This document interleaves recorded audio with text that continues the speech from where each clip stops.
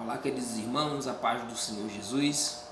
Estamos aqui para a gravação de mais um vídeo, onde nós vamos estar comentando a lição de número 2 do trimestre da nossa Escola Bíblica Dominical, que está abordando o tema geral relacionado ao verdadeiro pentecostalismo, falando sobre a pessoa do Espírito Santo, tá bom? Então nós estamos aqui para fazer o comentário rapidinho acerca da lição de número 2, a atuação do Espírito Santo no plano de redenção, ok? Lembrando que a lição de número 1 já está disponível, tá, no nosso canal. Então se você ainda não assistiu a lição de número 1, ela vai estar disponível para você estar assistindo, ok? Se for o caso, eu vou até deixar o link na descrição da lição de número 1 para você poder assistir, para você encontrar de uma forma mais rápida, tá bom? A atuação do Espírito Santo no plano de redenção, tá? Então, como eu falei na lição de número 1, nós estamos trabalhando esse trimestre aqui, trazendo para vocês aqui as lições aqui no YouTube. Nós vamos compartilhar também no Facebook e vamos compartilhar também no Instagram, tá bom? Espero que eu dê conta do recado, tá bom? Eu não sei se vou dar conta do recado, mas enfim, espero que dê certo.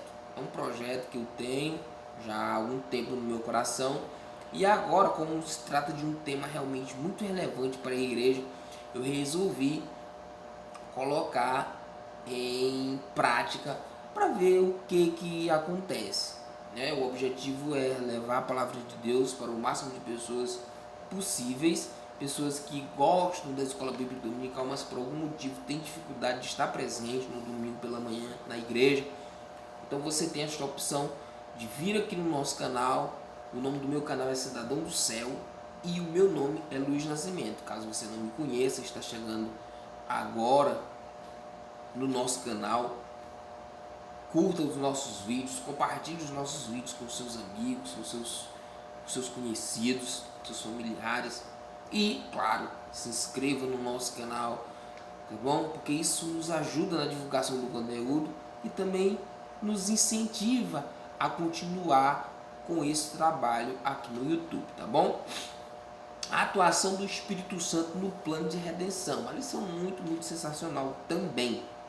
Textual: assim, pois, as igrejas em toda a Judéia e Galiléia e Samaria tinham paz e eram edificadas e se multiplicavam, andando no temor do Senhor e na consolação do Espírito Santo. Então está aqui o textuário de Atos 9:31. Verdade prática: a atuação do Espírito é contínua e dinâmica na igreja, na vida dos crentes, e os conduz desde a conversão até o final da jornada da vida cristã, tá bom?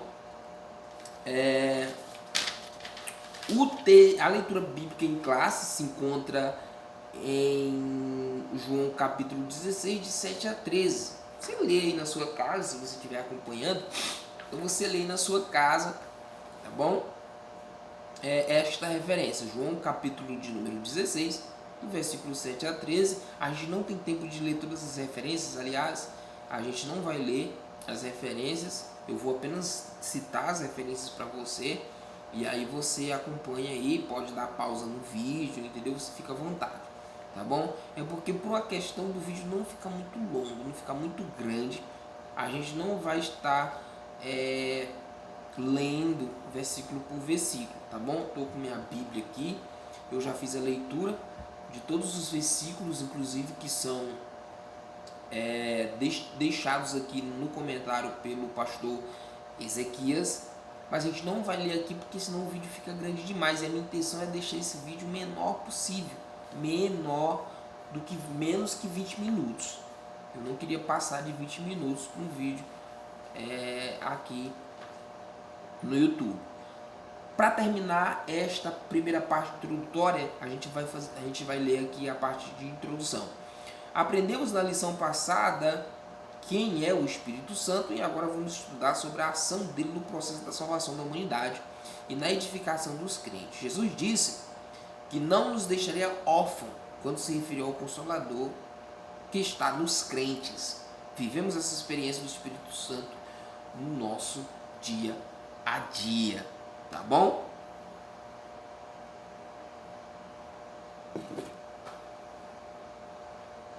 Então, como ele disse aqui na lição de número 1, na lição passada nós estudamos acerca de quem é o Espírito Santo, tá bom?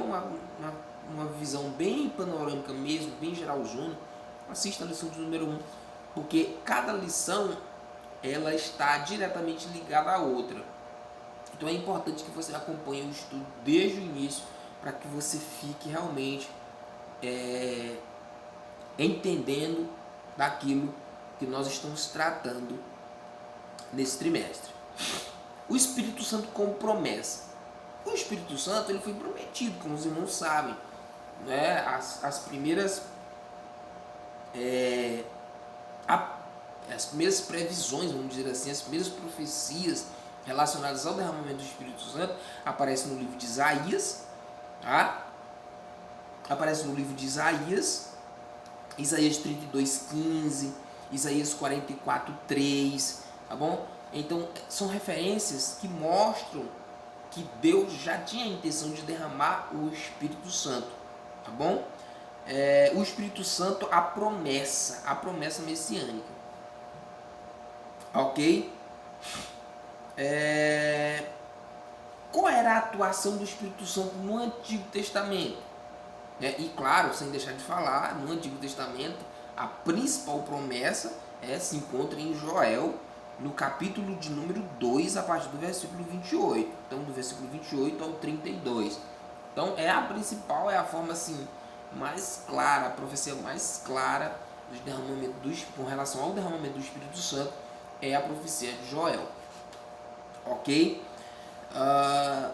Como que o Espírito Santo atuava no Antigo Testamento? Olha, nós sabemos que o Espírito Santo ele sempre estava em atividade também no Antigo Testamento. Desde a criação, o Espírito Santo ele está em atividade. Mas como o Espírito Santo atuava no Antigo Testamento, na Antiga Aliança?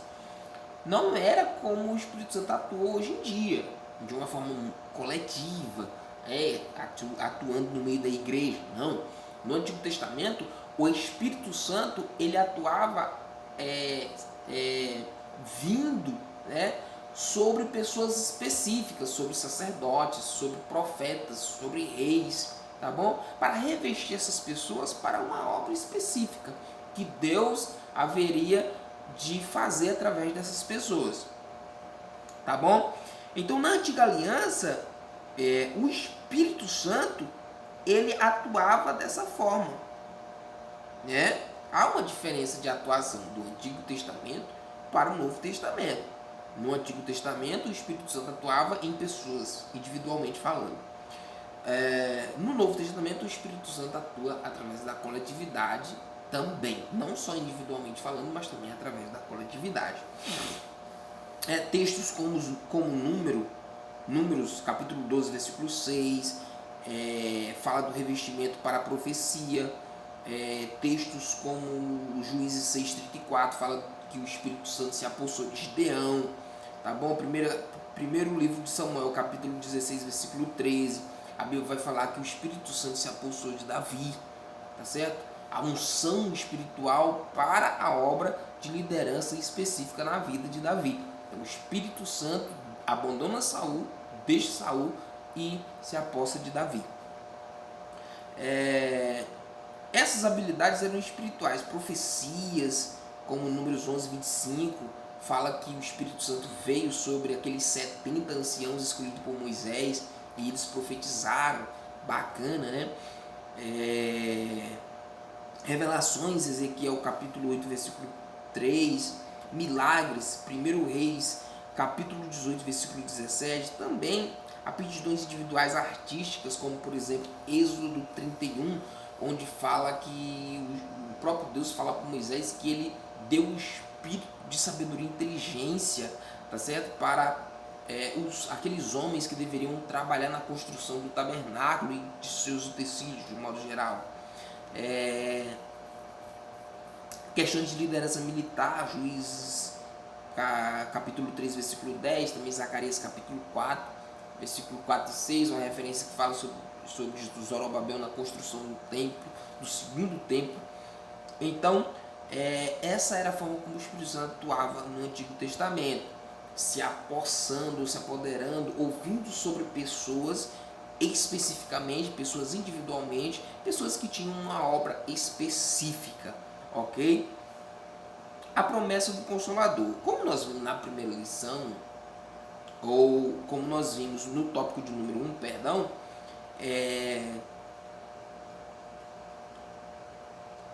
o Espírito Santo ele foi prometido. E uma promessa que havia sido dada pelos profetas no Antigo Testamento, agora ela é confirmada, ela é ratificada pelo próprio Senhor Jesus. Né? A vinda do Consolador estava associada à volta de Jesus para o céu. Então Jesus disse, olha, para que o Espírito Santo venha, é preciso que eu vá para o Pai. Tá bom? Textos como, por exemplo, capítulo 16, versículo 7. Todavia vos digo a verdade, que vos convém que eu vá, porque se eu não for, o Consolador não virá a vós, mas se eu for, enviá-lo-ei. Então era necessário que o Espírito Santo fosse para que ele enviasse o Espírito Santo. Tá bom? Isso porque o cumprimento dessa promessa estava vinculado à obra expiatória no Calvário. Tá bom?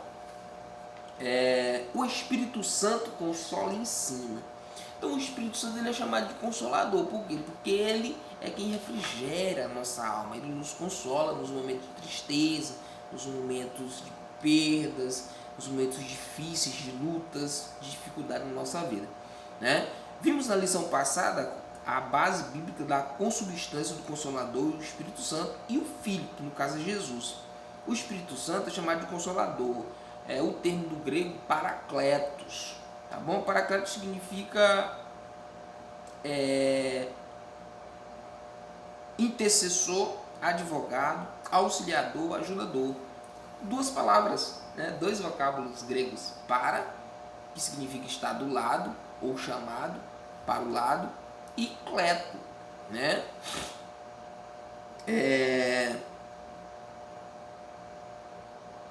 Que tem esse sentido de defensor, advogado. Então, juntando aí as duas palavras, paracleto significa aquele ajudador chamado para estar do lado, para defender. O vocábulo só aparece 5 vezes no Novo Testamento, 4 vezes relacionado ao Espírito Santo, uma vez relacionado a Jesus, quando João diz em sua epístola no capítulo 1 que Jesus é um advogado justo. Filhinhos, não pequeis, mas se pecar temos um advogado, Jesus Cristo justo. Então Jesus Cristo temos um advogado, chamado de advogado, Paracletos.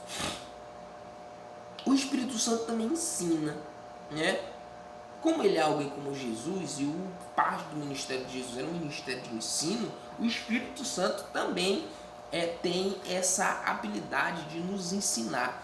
Por isso que toda vez que a gente vai ler a Bíblia, a gente tem que orar e pedir o discernimento do Espírito Santo, porque ele é que nos dá essa capacidade interpretativa da palavra de Deus.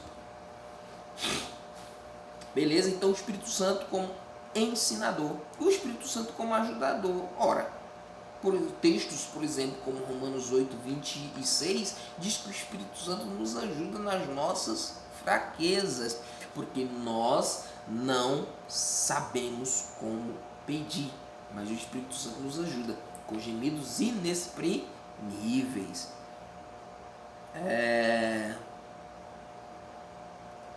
Jesus disse que o ajudador vos fará lembrar de tudo quanto vos tenho dito. João 14, versículo 26.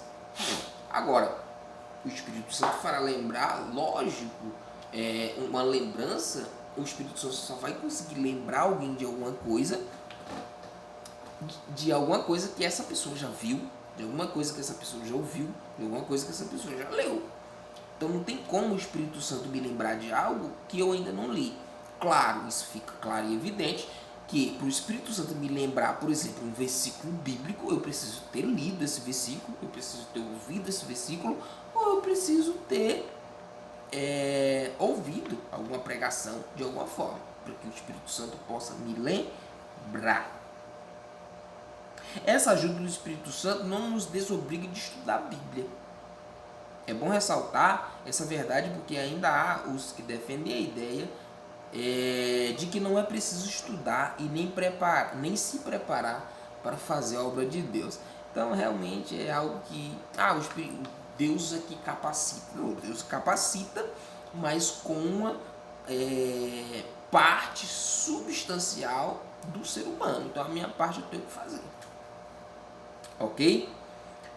O Espírito Santo reprova e convence o mundo. O Espírito Santo, uma das obras do Espírito Santo, nós estamos estudando a atuação do Espírito Santo, é o que diz, né, aqui em João, capítulo 16, versículo de número 8. Jesus vai dizer o seguinte: olha, quando o Consolador vier, quando ele vier, convencerá o homem do pecado, da justiça e do juízo. Então veja que a principal obra do Espírito Santo é convencer o homem. Uma vez realizada a obra da redenção, o Espírito veio para convencer o mundo do pecado, da justiça e do juízo. Ok? Então o Espírito Santo convence o mundo do pecado. Então, a ideia do verbo convencer é persuadir. Veja, no versículo de número 9, por exemplo, diz o seguinte: do pecado porque não creem em mim. Então fica claro e evidente que o pecado que Jesus está falando aí não são pecados, mas o pecado da incredulidade. Tá bom? O que faz as pessoas pecarem e continuarem pecando, na verdade, é o fato delas não crerem no Filho de Deus, em Cristo Jesus. Então o Espírito Santo vem para fazer esse convencimento, tá certo? De fazer com que as pessoas creiam em Jesus, na obra de Cristo na cruz do Calvário. O Espírito Santo convence o mundo da justiça. Essa questão da justiça, ele diz o seguinte: ele diz que, no versículo 10, da justiça porque eu vou para o meu Pai e não me vereis mais. Veja, o fato de Jesus ir para o Pai é um ato de justiça da parte de Deus. Por quê? Porque a obra de Cristo na cruz do Calvário foi uma obra que nos justifica, e que o fato de Jesus estar agora à destra do Pai significa dizer que também é um ato de justiça pela obra que Jesus realizou. Então o Pai realiza essa obra de justiça em Cristo, o colocando à sua destra nas alturas. E, logicamente, isso dá a Jesus toda a autoridade, porque o Pai não vai colocar alguém do lado dele, alguém que não seja verdadeiro, que não seja autêntico. Então isso nos faz crer piamente que a obra de Cristo na cruz do Calvário é realmente uma obra verdadeira, porque Cristo está assentado à destra do Pai nas alturas. E para finalizar aqui, o Espírito Santo convence o mundo do juízo. Essa questão do juízo aqui, ele fala o seguinte, aqui no versículo de número 11. Ele diz o seguinte: e do juízo, porque já o príncipe deste mundo foi julgado. Então, se o príncipe deste mundo, que no caso é Satanás, está julgado, o Espírito Santo ele vem nos convencer disso, que o príncipe que outrora, que é o maior enganador, né, do mundo e das nações, está julgado, ou seja, já está condenado. A batalha de Satanás é uma batalha que já está perdida. Então, Cristo já despojou os principados e deles triunfou em si mesmo, como disse o apóstolo Paulo. Tá bom? Então, o Espírito Santo ele vai convencer as pessoas dessa realidade, de que a obra de Cristo na cruz do Calvário o fez triunfar sobre todas as obras malignas de Satanás, o despojando e triunfando sobre ele. Cristo triunfa sobre o seu adversário, que no caso é Satanás. Então ele nos convence disso. O príncipe deste mundo está julgado. Ele foi julgado parcialmente e haverá um fim, tá certo, desse julgamento para ele lá, por exemplo, no livro do Apocalipse, no capítulo número 20, versículo 10, vai falar sobre isso, quando o diabo será lançado de uma vez por todas no lago de fogo. Amém? Diante do exposto, ficamos sabendo que o sentido de consolador aplicado ao Espírito é inerente à natureza e obra. O Espírito Santo atua na igreja para guiar o povo de Deus de forma coletiva, como as ovelhas individualmente, e age também no mundo no processo de salvação. Tá bom, irmãos? Então, esta foi a lição de hoje. Espero que os irmãos tenham gostado. Se os irmãos tiverem gostado, se você ficou nesse vídeo até agora, compartilhe os nossos vídeos, tá bom? Se inscreva no nosso canal e nos dê essa força e faça com que a palavra de Deus alcance o máximo de pessoas possível. Tá bom? A paz do Senhor, que Deus abençoe em nome de Jesus. Amém.